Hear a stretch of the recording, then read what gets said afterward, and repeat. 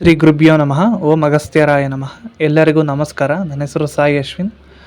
ಈ ಅಗಸ್ತ್ಯರ ಒಂದು ಜ್ಯೋತಿಷ್ಯ ಶಾಸ್ತ್ರದ ಚಾನಲ್ಗೆ ನಿಮ್ಮೆಲ್ಲರಿಗೂ ಸ್ವಾಗತ. ಈ ವಿಡಿಯೋದಲ್ಲಿ ನಾವು ನೋಡ್ತಿರೋಂಥ ವಿಷಯ ಬಂದು ನಿಮ್ಮ ಜಾತಕದಲ್ಲಿ ನಿಮ್ಮ ಜೀವನ ಸಂಗಾತಿಯ ರಹಸ್ಯ. ಎಲ್ಲರಿಗೂ ಒಂದು ಕನಸು ಅನ್ನೋದಿರುತ್ತೆ, ನಮಗೆ ಸಿಗೋಂಥ ಲೈಫ್ ಪಾರ್ಟ್ನರ್ ಹೇಗಿರ್ತಾರೆ ಅನ್ನೋದು ತಿಳ್ಕೊಳಕ್ಕೆ ಒಂದು ದೊಡ್ಡ ಕ್ಯೂರಿಯಾಸಿಟಿ ಅನ್ನೋದು ಇರುತ್ತೆ. ಪ್ರತಿಯೊಂದು ಲಗ್ನದ ಒಂದು ಬೇಸ್ ಮೇಲೆ ಇದೊಂದು ಅನಾಲಿಸಿಸ್ ವಿಡಿಯೋ. ಪ್ರತಿಯೊಂದು ಲಗ್ನದವರಿಗೂ ಅವರಿಗೆ ಸಿಗೋಂಥ ಲೈಫ್ ಪಾರ್ಟ್ನರ್ ಹೇಗಿರ್ತಾರೆ ಅನ್ನೋದನ್ನು ನಾನು ತಿಳಿಸ್ತಾ ಬರ್ತೀನಿ. ಸಪ್ರೇಟಾಗಿ ಒಂದೊಂದಾಗಿ ನಾನು ವಿಡಿಯೋ ಮಾಡ್ತಾ ಬರ್ತೀನಿ. ಸೊ ಇವತ್ತು ಮೇಷಲಗ್ನ. ಮದುವೆ ಅನ್ನೋದು ಸ್ವರ್ಗದಲ್ಲಿ ಡಿಸೈಡ್ ಆಗಿರುತ್ತೆ ಅಂತ ನಮ್ಮ ಪೂರ್ವಜರು ಹೇಳ್ತಾರೆ. ಅದು ನಿಜಾನೇ. ಹಾಗೆ ನಮಗೆ ಸಿಗೋಂಥ ಲೈಫ್ ಪಾರ್ಟ್ನರ್ ಅವರು ನಮಗೆ ಅದೃಷ್ಟ ತಂದು ಕೊಡ್ತಾರ. ಒಬ್ಬರಿಗೆಲ್ಲ ಮದುವೆ ಆದಮೇಲೆ ಲಕ್ಕು ಅನ್ನೋದು ಶುರು ಆಗುತ್ತೆ. ಒಬ್ಬರಿಗೆ ಮದುವೆ ಆದಮೇಲೆ ಅವರು ಲಕ್ಕೆಲ್ಲ ಕಳ್ಕೊಂಡು ಲಕ್ಕಿರೋದಿಲ್ಲ, ಸಾಕಷ್ಟು ಕಷ್ಟನೇ ಅನುಭವಿಸ್ತಿರ್ತಾರೆ. ಆ ಥರ ಜನನೂ ಇದ್ದಾರೆ. ಹಾಗಾಗಿ ಮೇಷಲಗ್ನ ಕಾಲಪುರುಷನಿಗೆ ಮೊದಲನೇ ಮನೆ. ಮೇಷಲಗ್ನದವರಿಗೆ ಇವರಿಗೆ ಸಿಗೋಂಥ ಲೈಫ್ ಪಾರ್ಟ್ನರ್ ಅದೃಷ್ಟವಂತರ. ಹೌದು, ಇದು ಒಂದು ಬೇಸಿಕ್ ರೂಲ್ಸ್ನ ನಾನು ಹೇಳ್ತಿದ್ದೀನಿ, ಅನಾಲಿಸಿಸ್ ವಿಡಿಯೋ ಅಂತ ಹೇಳಿದ್ದೀನಿ. ಮೇಷಲಗ್ನದವರಿಗೆ ಶುಕ್ರ 7ನೇ ಅಧಿಪತಿಯಾಗಿ ಬರೋದರಿಂದ ಶುಕ್ರನ ನಕ್ಷತ್ರ ಇಲ್ಲಿ ಧರ್ಮ ತ್ರಿಕೋಣದಲ್ಲಿ ಇರುತ್ತೆ. ಶುಕ್ರನ ನಕ್ಷತ್ರ ಧರ್ಮ ತ್ರಿಕೋಣ. ಲಗ್ನದಲ್ಲಿ ಮೇಷಲಗ್ನದಲ್ಲಿ ಭರಣಿ ನಕ್ಷತ್ರ, ಸಿಂಹ ಲಗ್ನದಲ್ಲಿ ಪುಬ್ಬ ನಕ್ಷತ್ರ, ಹಾಗೆ ಧನುಸು ರಾಶಿಯಲ್ಲಿ ಪೂರ್ವಾಷಾಢ ನಕ್ಷತ್ರ ಬರುತ್ತೆ.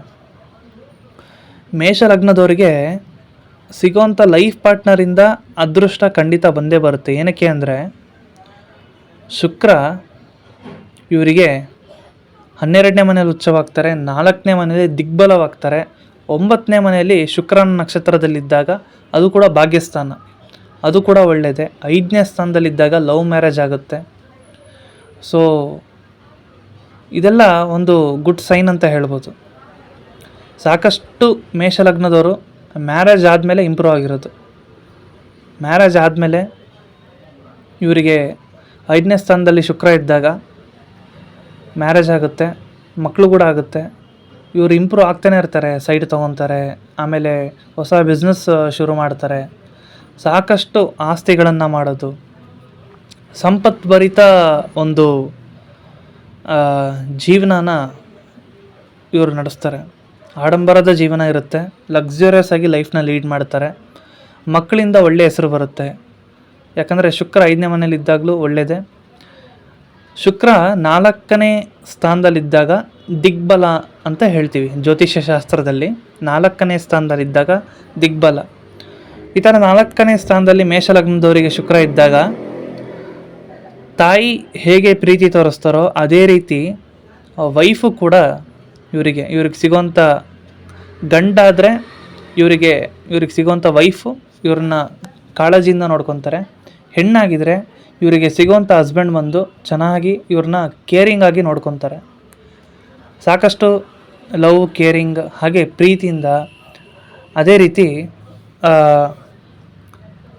ಮನೆಯ ಒಂದು ಲಕ್ಷ್ಮೀ ಕಟಾಕ್ಷ ಅನ್ನೋದು ಇವರಿಗೆ ಮದುವೆ ಆದಮೇಲೆ ಮದುವೆ ಆಗಿರೋ ಹೆಣ್ಣಿಂದ ಇವ್ರ ಮನೆಗೆ, ಇವ್ರ ಕುಟುಂಬಕ್ಕೆ, ಇವ್ರ ವಂಶಕ್ಕೆ ಒಳ್ಳೆಯದಾಗ್ತಾ ಬರುತ್ತೆ. ಇನ್ನೊಂದೇನಪ್ಪ ಅಂದರೆ ಶುಕ್ರ ಬಂದು 12ನೇ ಸ್ಥಾನದಲ್ಲಿ ಉಚ್ಚವಾಗ್ತಾರೆ.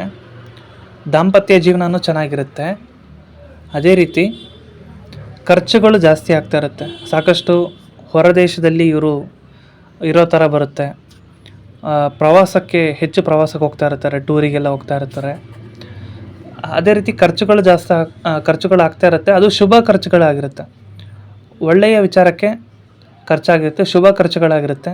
ಮನೆಯಲ್ಲಿ ಸಾಕಷ್ಟು ಶುಭ ಕಾರ್ಯಗಳು ನಡೆಯೋದು ಈ ಮೇಷಲಗ್ನದವರಿಗೆ.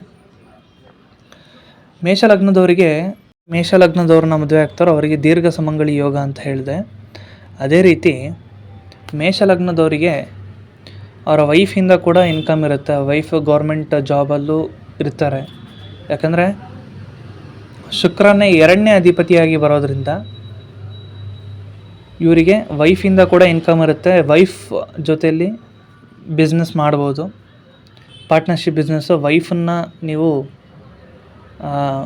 ನಿಮ್ಮ ಬಿಸ್ನೆಸ್ಸಲ್ಲಿ ಇನ್ವಾಲ್ವ್ ಮಾಡಿ ಅವರಿಂದ ಕೂಡ ನಿಮಗೆ ಬಿಸ್ನೆಸ್ ಸ್ಟಾರ್ಟ್ ಮಾಡಿ ಅದು ಅಭಿವೃದ್ಧಿಯ ಒಂದು ಕಡೆಗೆ ಸಾಗುತ್ತೆ ನಿಮ್ಮ ಜೀವನ ಅಂತ ಹೇಳಿ, ಮೇಷಲಗ್ನದವರಿಗೆ ಇದೆಲ್ಲ ಒಂದು ಬೇಸಿಕ್ ಪಾಯಿಂಟ್ ನಿಮ್ಮ ಜೀವನ ಸಂಗಾತಿಯ ಬಗ್ಗೆ.